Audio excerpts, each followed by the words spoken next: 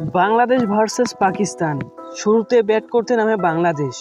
শুরুটা বেশ সুন্দর ছিল, দারুণ ছিল। তানজিম তামিমের ওপেনিং মনে হচ্ছিল সে যেন ওয়ানডে খেলতেছে, কিন্তু তার ইনিংসটা বেশি বড় করতে পারলো না।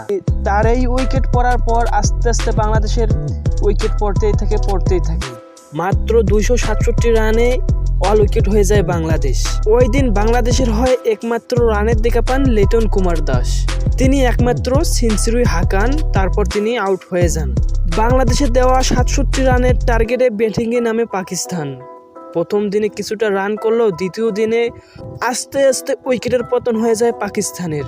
শেষ পর্যন্ত দুপুর হতে হতে পাকিস্তান অল উইকেট হয়ে যায়। পাকিস্তানের হয়ে মাত্র বাবর আজম করেছেন 67 রান। পাকিস্তানের থেকে বাংলাদেশ অনেক এগিয়ে আছে। 46 রানের লিড নিয়ে বাংলাদেশ এগিয়ে। তৃতীয় দিনের খেলা শুরু করবে বাংলাদেশ। বাংলাদেশ কি পারবে দ্বিতীয় টেস্ট জয় ছিনিয়ে নিতে?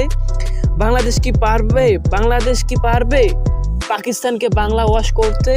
আপনাদের মতামত কমেন্ট করে জানাবেন।